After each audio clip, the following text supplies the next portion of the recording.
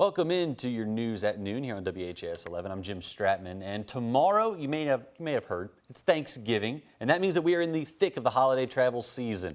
A lot of you will be hitting the road or taking to the skies a little bit later on today, making the Muhammad Ali International Airport one of the busiest places in the city. Now, AAA projects more than 54 million people will be traveling for Thanksgiving weekend. 49 million expected to drive, 5 million expected to take to the skies. SDF recommends you arrive 2.5 hours early to get in, check in, and get through security. They also say that all 4 baggage claim belts are now open after being shut down for several weeks, which is really good news because according to SDF officials, they are planning to see one of the highest levels of passenger traffic they have ever seen at the airport. Officials there say they expect more than 100,000 people to come through SDF before Sunday, which could mean they would hit a record number of travelers. But many of the travelers that we spoke with this morning tell us that they were shocked to see just how smooth things were running.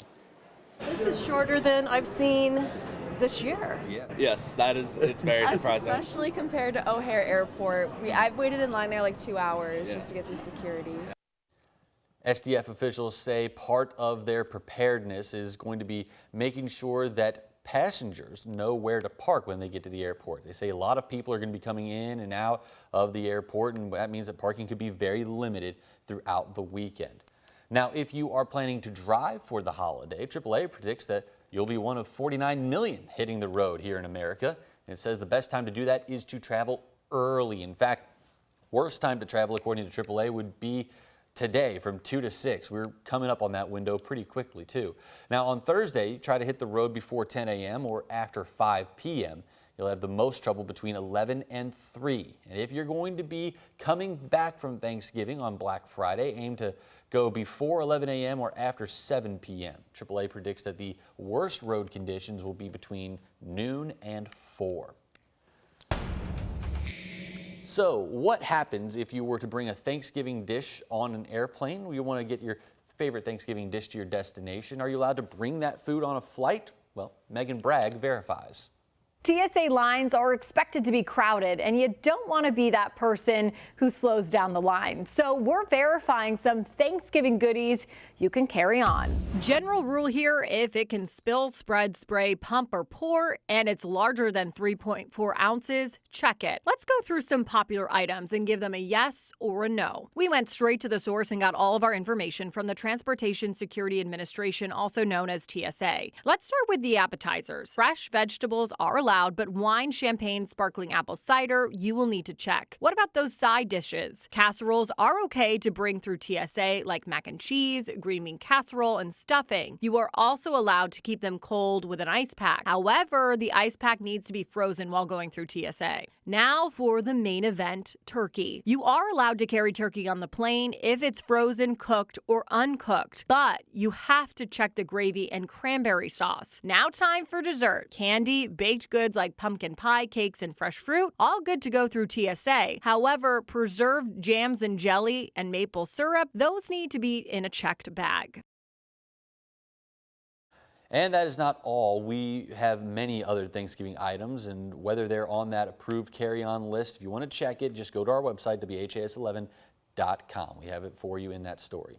And if you have a Thanksgiving question you want verified before the holiday, go ahead and email us at verify@WHAS11.com.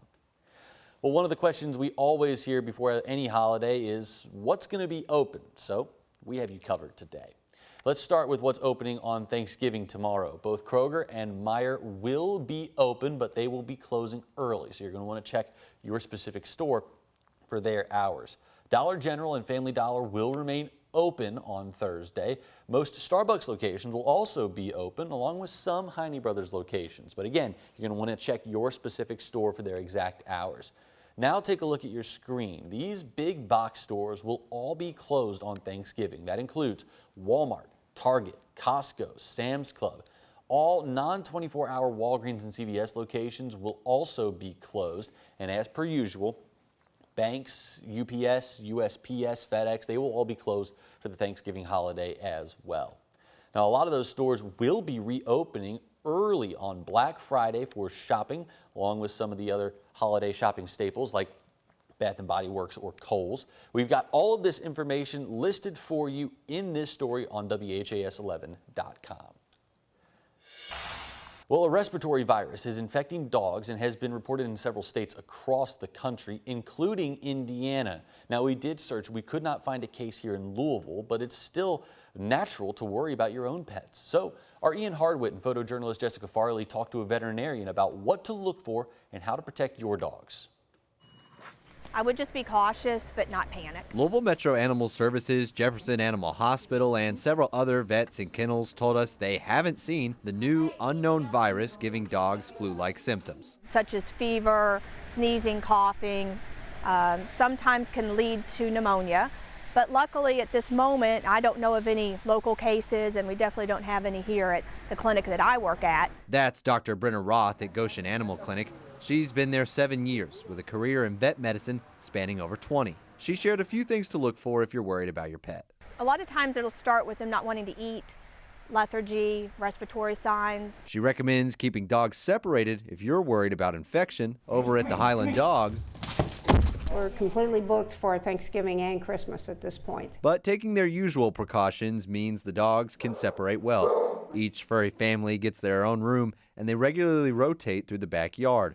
Owner Judy Lawson wants to keep them safe. We do require that every dog has his rabies, his bordetella, and his distemper. They are required to have those to come board here.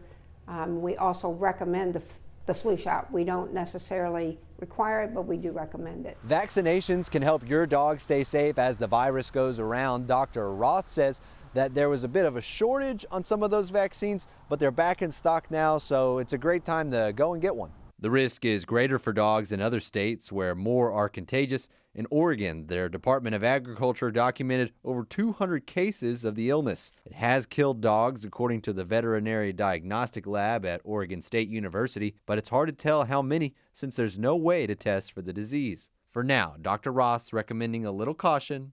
But ultimately, don't panic. In Louisville, Ian Hardwitt, WHAS 11 on your side.